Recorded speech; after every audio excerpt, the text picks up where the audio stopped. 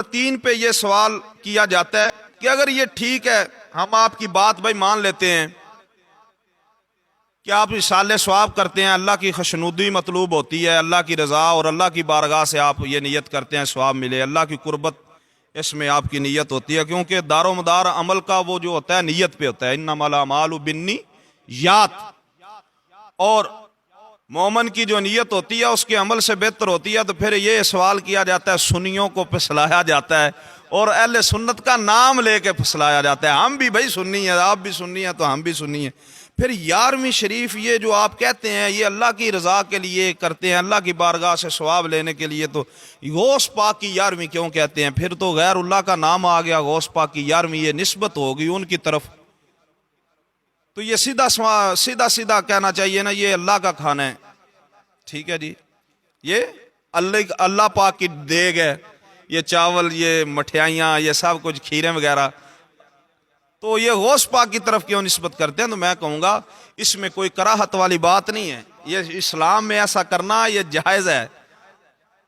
میں مثال آپ کے سامنے رکھتا ہوں، ایک حدیث پاک میں بالکل اشارہ دینا چاہتا ہوں، اہل علم جو ہیں وہ جانتے بھی ہیں، پہچانتے بھی ہیں میں کہاں سے دلیل دے رہا ہوں اور اس حدیث کی کیا ویلیو ہے۔ حضرت سعد ایک صحابی رسول ہیں رضی اللہ تعالیٰ عنہ، ان کی ماں اس دنیا سے چلی جاتی ہیں، تو حضرت سعد سرکار کی بارگاہ میں آتے ہیں، کہتے ہیں یا رسول اللہ میری ماں اس دنیا سے چلی گئی ہیں، تو بتائیں میں ان کے لیے کچھ اصالہ ثواب کے لیے اہتمام کرنا چاہتا ہوں، کیا کروں؟ سرکار نے فرمایا سعد لوگوں کو پانی پلانے کا انتظام کرو۔ تو انہوں نے ایک کنواں کروایا، ایک کنواں کھدوایا، پانی کا بندوبست کیا، تو لوگ پانی وہاں سے پیتے تھے۔ سرکار نے فرمایا لوگ پانی پئیں گے، جانور پانی پئیں گے، اور سعد تیری ماں جو قبر میں چلی گئی ہے اس مرحوم کو اس کا ثواب پہنچے گا، پانی یہ پئیں گے ثواب ان کو پہنچے گا۔ اب بات یہ ہے کہ ایک تو اصالہ ثواب وہ میں نے پہلے سوال میں بات کر دی۔ اب یہ جو کنواں تھا نا، یہ صحابی رسول نے کھدوایا تھا اور رسول اللہ کے زمانے میں کھدوایا تھا۔ اس کنویں کا جو نام رکھا گیا، حدیث پاک کے جو لفظ ہیں جو حدیث میں آئے ہیں وہ یہ ہیں کہ اس کنویں کا نام تھا بئر ام سعد، سعد کی ماں کا کنواں، سعد کی ماں کا کنواں۔ تو یہ جو نسبت کی گئی، کیا اس کنویں کا جو مالک تھا وہ رب نہیں تھا حقیقتاً؟ کیا لوگ پانی پیتے تھے تو ثواب جو ہے وہ اللہ کی بارگاہ سے نہیں ملتا تھا جو ان کو اشال ہوتا تھا؟ یہ جو کہا گیا نا کہ یہ سعد کی ماں کا کنواں، یہ مجازی طور پہ کہا گیا، حقیقتاً تمام چیزوں کا مالک میرا پروردگار ہوتا ہے، تمام چیزیں میرے رب کی ہیں۔ جیسے حضرت سعد نے صحابی رسول نے رسول اللہ کے زمانے میں یہ عمل کیا کہ اصالہ ثواب کے لیے کنواں کھدوایا، لوگ پانی پیتے، چرند پرند پانی پیتے، تو اس کنویں کو کہا جاتا کہ یہ حضرت سعد کی ماں کا کنواں ہے۔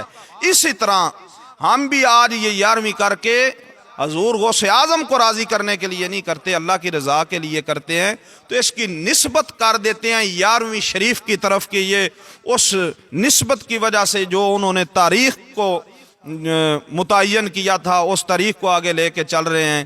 اہدنا الصراط المستقیم، صراط الذین انعمت علیہم، جن لوگوں پہ انعام کیا ان کے راستے پہ چلو، کہ مطابق ہم یہ 11ویں کا لفظ لے لیتے ہیں اور نسبت حضور غوث پاک کی طرف کر دیتے ہیں۔ اس میں کیا ہے؟ کوئی قطعاً حرج نہیں ہے، وہ دلیل میں آپ کے سامنے رکھ دی ہے، پیش کر دی ہے۔ میں ایک اور دلیل دے دیتا ہوں۔ حضور نبی اکرم صلی اللہ علیہ وسلم ہمیشہ 2 قربانیاں کیا کرتے تھے، ایک اپنی طرف سے، ایک اپنی امت کی طرف سے، یہ سب کو پتہ ہے۔ اور سرکار جب وہ قربانیاں ذبح کرتے تھے اس سے پہلے کیا کہتے تھے کہ یہ ایک قربانی مالک پروردگار میری ہے میری طرف سے، اور ایک قربانی جو ہے وہ میری امت کی ہے امت کی طرف سے۔ تو جب امت کا نام آ گیا، سرکار کا نام آ گیا ذبح کرنے سے پہلے، اور پھر سرکار یہ نام لے کے کرتے تھے بسم اللہ اللہ اکبر ذبح کرتے۔ اب یہ کیا حرام ہوگی؟ بھئی نہیں، یہ مجازی نسبت ہوئی ہے، حقیقت میں قربانیاں اللہ کے لیے ہوتی ہیں، کسی بندے کی قربانی نہیں ہوتی۔ ابھی آپ جانور لے لیں، بھئی یہ جانور کس کا ہے؟ یہ کاشف کا ہے، یہ کس کا ہے؟ یہ حسن کا ہے، یہ کس کا ہے؟ نصیر کا ہے، یہ کس کا ہے؟ ظہیر کا ہے، یہ کس کا ہے؟ یہ بھئی فلاں کا ہے، فلاں کا ہے، فلاں کا ہے، ایسے ہی کہتے ہیں نا۔ تو وہ قربانی کیا ہو گئی؟ انسانوں کی ہو گئی، انسانوں کو خوش کرنے کے لیے نہیں، وہ قربت الہی کے لیے ہے، اللہ کی بارگاہ سے ثواب مطلوب ہے۔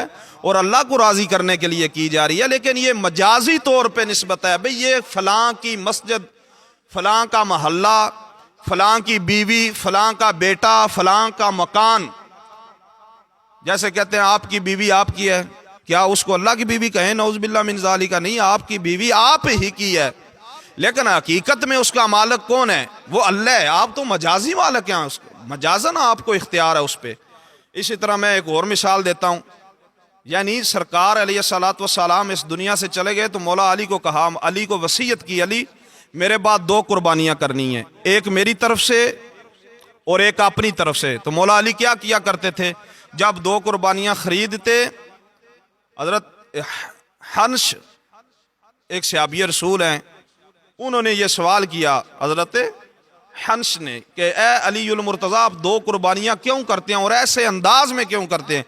تو آپ نے کہا مجھے رسول اللہ صلی اللہ علیہ وسلم نے وصیت کی تھی، ایک قربانی میں علی اپنی طرف سے کرتا ہوں، اپنے اہل و عیال کی طرف سے کرتا ہوں، اور دوسری قربانی میں محمد مصطفیٰ کی طرف سے کرتا ہوں اللہ کے. اور یہی آپ کہتے ہیں قربانی کو ذبح کرنے سے پہلے مالک یہ ایک قربانی میری اور میرے اہل و عیال کی طرف سے ہے، اور ایک قربانی محمد مصطفیٰ کی طرف سے ہے صلی اللہ تعالیٰ علیہ وسلم.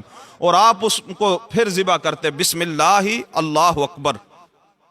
تو ایسا کرنا کہ ایک چیز جو اللہ کے لیے خالصتاً اللہ کے لیے ہے، اس پہ کسی غیر کا نسبت کر دینا، کسی غیر کی طرف اس کو منسوب کر دینا، یہ رسول اللہ سے بھی ثابت ہے. یہ قربانی والی حدیث جو پیش کی ابھی میں نے، اور یہ صحیح حدیثیں ہیں، ٹھیک ہے، اہل علم جانتے ہیں. اور مولا علی سے بھی ثابت ہو گیا. اور حضرت سعد کا، وہ جو حضرت سعد کی ماں کا کنواں تھا، وہ چلی گئی اس دنیا سے، بیٹے نے عمل کیا تو نام اپنی ماں کے نام پہ اس کنویں کا. آج بھی وہ کنواں جو ہے حضرت سعد کی ماں پہ بولا جاتا ہے. آپ بھی حدیثوں میں کتب میں جو آپ پڑھ لیں کہ کہا جاتا ہے کہ حضرت سعد نے اپنی والدہ کے لیے جو کنواں کھدوایا تھا، سعد کی ماں کا کنواں بھائی فلاں علاقے میں، فلاں جگہ میں ہے. تو ایسا کرنا کیا ہے؟ قطعاً حرام نہیں ہے، کوئی اس میں کراہت نہیں ہے، نسبت کر دینا کسی کی طرف. میں ایک اور مثال آپ کو دیتا ہوں، بات تھوڑی سی وضاحت کے ساتھ بیان ہو جائے. اللہ پاک ارشاد فرماتے ہیں قرآن پاک کے اندر کہ ان المساجد للہ، کہ مسجدیں جو ہیں وہ کیا ہیں؟ اللہ کے لیے. مسجدیں کیا ہیں؟ اللہ کے لیے ہیں. اچھا، میں اب نہیں بولنا آپ نے ہے کہ بات کی سمجھ آ جائے آپ سب کو، ٹھیک ہے؟ کیا ہے؟ آپ کو سمجھ آ جائے، آپ نے بولنا ہے. یہ جو مدینہ شہر کے اندر مسجد ہے، جس کے اندر ریاض الجنہ ہے، جس ریاض الجنہ میں 2 نفل پڑھیں تو ایسے ہے جیسے وہ کیا ہے؟ جنت میں پڑھے ہیں. اس مسجد کو کیا کہتے ہیں؟ مسجد نبوی کہتے ہیں. اس کا معنی پتہ کیا ہے؟ رسول اللہ کی مسجد. کیا ہے بھئی؟ اللہ کا قرآن تو کہتا ہے اللہ کی مساجد ہے، تم کہتے ہو رسول اللہ کی. او اللہ کے بندے، حقیقت میں اللہ ہی کی سب مسجدیں ہیں. یہ تو مجازی نسبت ہے کہ رسول اللہ کی مسجد ہے. حقیقت میں تو ساری مسجدیں اللہ کی ہیں، تمام ہر ایک چیز سب کچھ اللہ کا ہے.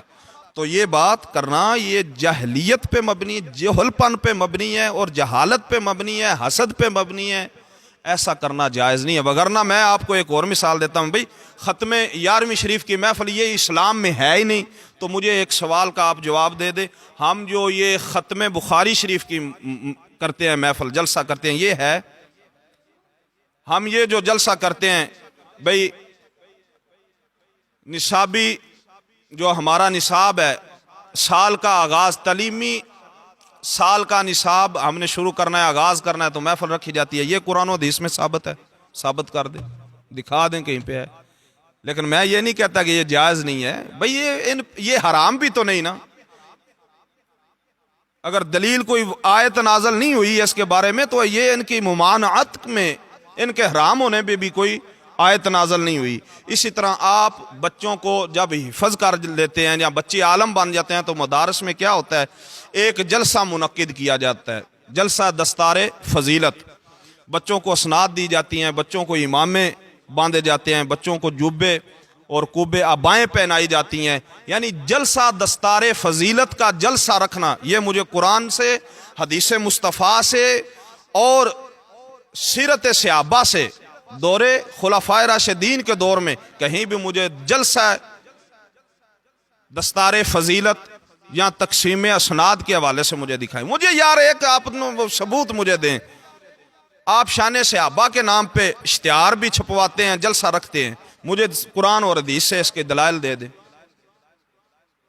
بھائی کیوں کرتے ہیں؟ ہم بھی کرتے ہیں, سب کرتے ہیں. بھائی جائز ہے, کوئی ممانعت بھی تو نہیں نا آئی. اگر مشروعیت پہ کوئی یہ جائز ہے, اگر اس کے جائز ہونے پہ کوئی آیت نہیں اتری کہ یہ کریں, تو اس پہ بھی کوئی آیت نہیں اتری, نہ ہی کوئی ممانعت حدیث مصطفیٰ سے ملتی ہے کہ شان صحابہ کا جلسہ نہیں رکھنا. یہ جائز ہیں یہ ساری چیزیں. یہ بدعت حسنہ ہیں. کیا ہیں؟ بدعت حسنہ, نئی بدعتیں, خوبصورت بدعتیں ہیں جو پہلے نہیں تھی, بعد میں یہ کام شروع ہوئے تو یہ کیا خوبصورت ہے.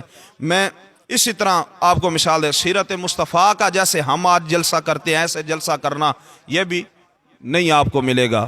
سرکار کے دور میں قرآن کے اندر آپ کو اس کی دلیل جیسا ہم کرتے ہیں اشارتاً چیزیں ملتی ہیں. دور صحابہ میں ایسا اہتمام کے ساتھ جلسہ کرنا نہیں ملے گا. ٹھیک ہے. اور یہ جو ہم نئی نئی چیزیں جو شریعت کے اندر اچھی ہیں یہ کر رہے ہیں تو اس میں کوئی حرج نہیں. میں اس کی 2 مثالیں آپ کو دے کے 3 اجازت چاہوں گا. جیسا کہ یہ آج جو تراویح پڑھی جا رہی ہے 20 رکعت باجماعت, یہ حضرت فاروق اعظم کے دور میں شروع ہوئی ہے. کوئی مائی کا لال مجھے دکھا دے, قرآن کے اندر اس کی دلیل دے دے یا حدیث مصطفیٰ. دور حضرت فاروق اعظم سے پہلے حضرت ابو بکر کے دور کی مجھے کوئی دلیل دے دے. 8 تراویحوں کی باجماعت دے دے, 20 تراویحوں کی جماعت کی حضرت فاروق اعظم کے دور سے. یہ نئی بدعت حضرت عمر فاروق نے کہا یہ اچھی بدعت ہے. اسی طرح یہ دوسری اذان دی جاتی ہے 1400 سال سے لے کے آج تک, دوسری جمعہ کی. جمعہ شریف میں 2 اذانیں ہوتی ہیں نا, ایک اول اور ایک بعد میں. یہ دوسری اذان جو ہے نا, دوسری اذان یہ حضرت عثمان ذی النورین کے زمانہ میں شروع ہوئی ہے. اس سے پہلے مجھے اس کا کوئی ثبوت دکھا دے. ٹھیک ہے جی. اسی طرح اور بھی کام ایسے ہیں. دعا ہے کہ اللہ تعالی ہمیں حسد سے بغض سے بچائے. اور یہ جو ہے نا جو 11ویں کرواتے ہیں وہ مشرک ہو گئے, کافر ہو گئے. بھائی آپ کو پتہ نہیں ہے, آپ جاہل ہیں, آپ کے پاس علم نہیں ہے. جہاں حسد و اناد کی بنا پر اللہ کے اولیاء سے جو بغض ہے, رسول اللہ سے جو بغض ہے, اور معاشرے میں فتنہ و فساد پھیلانا چاہتے ہیں تو ہمارے پاس آئیں. جو بھی آپ کے مسائل ہیں وہ قرآن و حدیث کی روشنی میں ہم حل کرنے کے لیے تیار ہیں. اور جو یہ جہل پن آپ کرتے ہیں اس سے لوگ متاثر نہیں ہوں گے, اور نہ ہی انشاءاللہ ہم اپنے معاشرے کے لوگوں کو انہیں دیں گے. ہم دلائل کے ساتھ اپنے لوگوں کو یہ ساری چیزیں جو ہیں وہ بیان کریں گے اور ان کو مطمئن کریں گے. وآخر